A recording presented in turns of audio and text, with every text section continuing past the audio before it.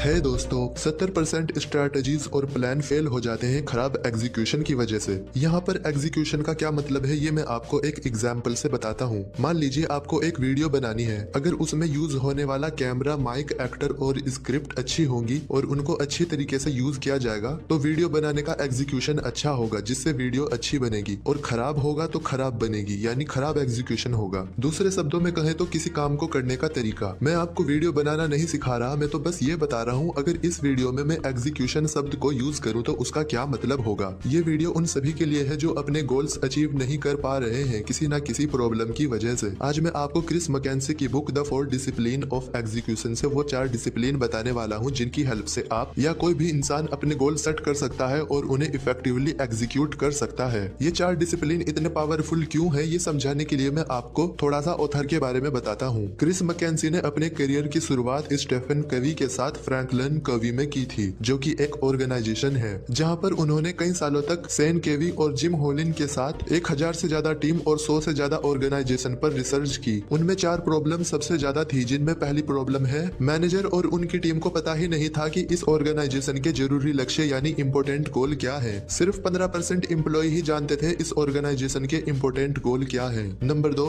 ज्यादातर एम्प्लॉयज नहीं जानते थे कि वो कौन सी एक्टिविटी या एक्शन है जिनको लेने से हम अपने गोल्स अचीव कर सकते हैं। नंबर 3, ज्यादातर एम्प्लॉयज अपने स्कोर नहीं जानते थे, मतलब कि उन्होंने कितना काम कर लिया अपने लक्ष्यों को पाने के लिए और वो कितना दूर है अपने लक्ष्य से और सक्सेसफुल होने से। नंबर 4, 10% से भी कम एम्प्लॉयज अपने मैनेजर से अपनी प्रोग्रेस और गोल के बारे में बात करते थे। गाइज, आपने प्रॉब्लम तो जान ली, अब सॉल्यूशन भी जान लीजिए।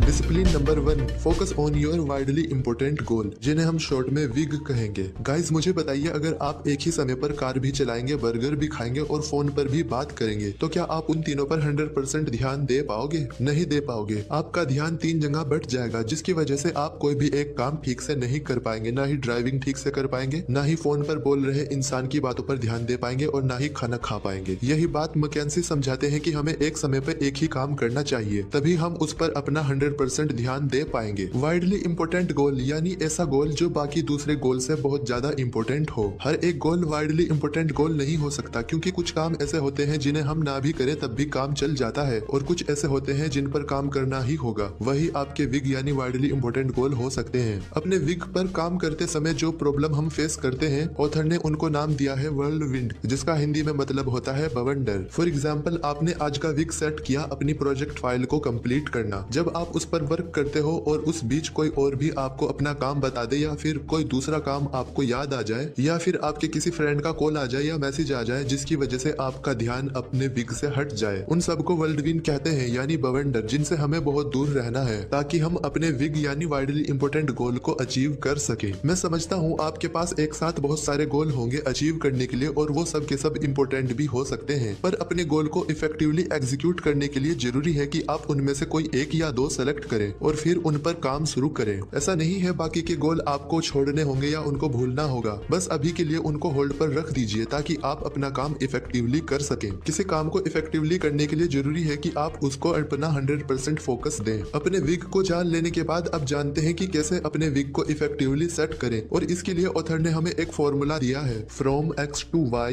by when। यहाँ पर X आपकी करंट पोजीशन है और Y आपका गोल या टारगेट जो आपको हासिल करना है। when एक डेडलाइन या डेट है जो आपने खुद को समय दिया है कि इस डेट तक मुझे ये चीज हासिल करनी है। एग्जाम्पल से समझते हैं, मान लो आप एक स्टूडेंट हो जिसके मार्क्स 55% के आसपास आते हैं। आपने सोचा अब मैं स्टडी करूंगा और अपने मार्क्स 55% से बढ़ाकर 70% कर लूंगा आने वाले एग्जाम में। तब आप अपने इस गोल को इस तरह लिख सकते हो, फ्रॉम 55% to 70% बाय दिसंबर 2020। और ये चीज आप किसी पेपर पर लिखकर अपने वॉल या डेस्क पर लगा सकते हो ताकि हर सुबह हर रोज आपको याद आता रहे आपका वाइडली इंपोर्टेंट गोल, और इस तरह आप व्हर्लविंड यानी बवंडर की प्रॉब्लम से भी बचे रहोगे। अपने गोल को सेलेक्ट करते हुए और सेट करते हुए एक बात का ध्यान रखना, आपका गोल मेजरेबल होना चाहिए। किसी चीज को मेजर करना यानी उसको मापना, ये पता लगाना कि कोई चीज कितनी है। जैसे आप कहते हो मुझे अपने मार्क्स बढ़ाने हैं तो ये मेजरेबल नहीं है, लेकिन जब आप कहते हो मुझे अपने मार्क्स 70% करने हैं तब ये मेजरेबल है। कुछ लोग कहते हैं कि हमें अमीर बनना है, पर वो कभी नहीं सोचते कि अमीर कहलाने के लिए उन्हें कितने पैसों की की जरूरत है। मैकेंजी के पहले डिसिप्लिन को अच्छे से अप्लाई करने के लिए आपको 4 रूल्स फॉलो करने होंगे। नंबर 1, आप या आपकी कोई भी टीम 2 से ज्यादा विग्स पर काम नहीं करेगी। ये रूल इसलिए बनाया ताकि आपका और आपकी टीम का फोकस जरूरी चीजों पर रहे। नंबर 2, जोन सा गोल भी आप सिलेक्ट करें उसको पूरा करना ही होगा। ये रूल बनाया गया ताकि आप उस चीज पर टाइम वेस्ट ना करें जो चीज आप नहीं कर पा रहे हैं या कर नहीं सकते। नंबर 3, सीनियर लीडर रिजेक्ट कर सकता है पर अपनी मनमानी नहीं चला सकता। नंबर 4, सभी विग्स की एंड डेट या डेडलाइन होना जरूरी है, जैसे हमने formula from X to Y by when में सेट की थी। ये रूल बनाया गया ताकि आप और आपकी टीम बवंडर से बचे रहें और समय रहते अपने गोल को पूरा कर ले।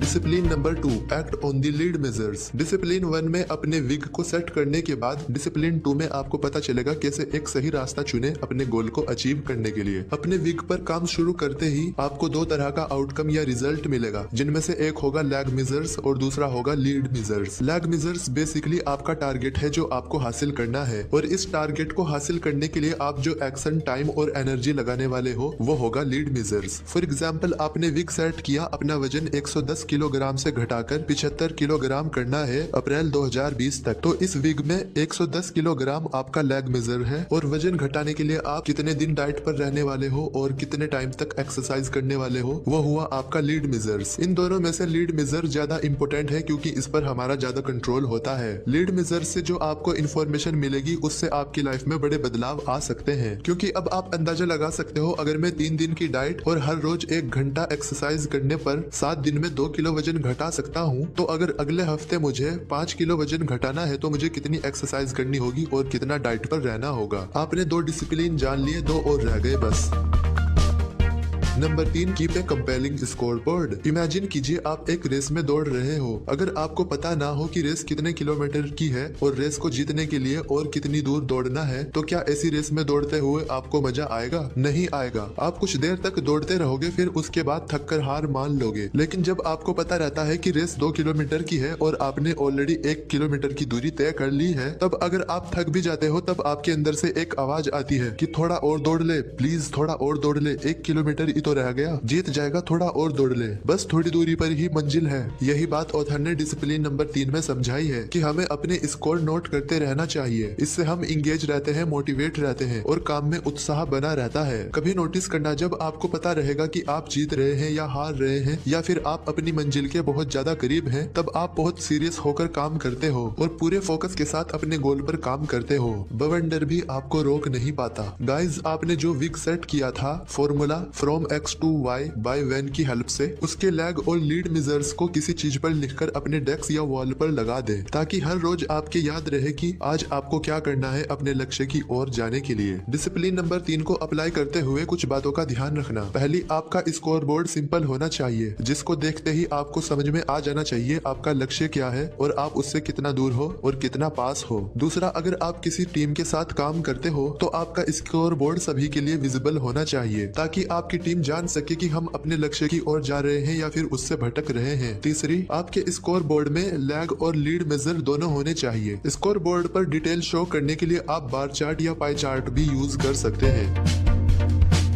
Discipline number 4, create a rhythm of accountability. पहले 3 डिसिप्लिन हेल्प करते हैं फोकस, क्लैरिटी और इंगेजमेंट लाने में, पर ये डिसिप्लिन हेल्प करता है वो करने में जो आपको करना चाहिए अपने वीक को अचीव करने के लिए। डिसिप्लिन 4 में ऑथर ने कहा है आप एक बार हफ्ते में 20 से 30 मिनट की मीटिंग रखिए, जहाँ पर आपके टीम मेंबर अपने लीडर से पिछले हफ्ते उन्होंने क्या किया और आने वाले हफ्ते में वो क्या करने वाले हैं अपने गोल को अचीव करने के लिए, इस बारे में बात करेंगे। इस डिसिप्लिन की हेल्प से आप अपनी पास्ट परफॉर्मेंस को ट्रैक कर सकते हो और फ्यूचर प्लान को डिसाइड कर सकते हो। मीटिंग में बैठने से पहले हर एक टीम मेंबर को खुद से एक क्वेश्चन करना होगा, वो कौन सी 1 या 2 चीजें हैं जो मैं इस हफ्ते कर सकता हूँ लीड मेजर पर प्रभाव डालने के लिए, अच्छे बदलाव लाने के लिए। ये मीटिंग ही वो बड़ा फर्क है जो बताता है कि कौन सी टीम फेल है और कौन सी टीम सक्सेसफुल होगी। ये मीटिंग इतनी जरूरी है, अगर किसी वजह से लीडर ना आ सके तब भी टीम मेंबर्स को इसमें आना होगा, और हर बार ये मीटिंग सेम डे और सेम टाइम पर होनी चाहिए ताकि टीम मेंबर विल विन यानी बवंडर की प्रॉब्लम से बचे रहें। ऑलराइट गाइस, डिसिप्लिन नंबर 1 में हमने जाना अपनी सारी एनर्जी और फोकस उस चीज पर लगाना चाहिए जो हमारे लिए सबसे ज्यादा इम्पोर्टेंट है। 1 या 2 गोल सेलेक्ट करें जिनको आप सबसे ज्यादा अटेंशन और एनर्जी दे सको। डिसिप्लिन नंबर 2 में हमने जाना अपने वाइडली इम्पोर्टेंट गोल को ढूंढने के लिए ऐसा कौन सा गोल है जिस पर काम किए बिना काम नहीं चलेगा, ऐसा गोल जो दूसरे गोल से बहुत ज्यादा इम्पोर्टेंट है, जिस पर एक्शन लेने से आपको बहुत ज्यादा फायदा मिल सकता है। डिसिप्लिन नंबर 3 में हमने जाना सभी को अपने स्कोर पता होने चाहिए ताकि वो ये जान सके कि वो जीत रहे हैं या हार रहे हैं। और फाइनली डिसिप्लिन नंबर 4 में हमने जाना कैसे सभी के साथ मिलकर अपनी प्रॉब्लम सॉल्विंग स्किल को यूज करना है, जिसके लिए हम हर हफ्ते एक ही टाइम एक ही समय पर एक मीटिंग रखते हैं जहाँ पर सभी टीम मेंबर बताते हैं कि पिछले हफ्ते उन्होंने क्या किया और अगले हफ्ते वो क्या करने वाले हैं अपने विग को अचीव करने के लिए। गाइज, अगर ये 4 डिसिप्लिन आप अच्छे से अप्लाई करोगे तो गारंटेड आपको सक्सेस हासिल होगी। आपके साथ साथ मैं भी ये 4 डिसिप्लिन अप्लाई कर रहा हूँ क्योंकि मैं भी चाहता हूँ कि मेरे गोल का एग्जीक्यूशन बहुत अच्छा हो।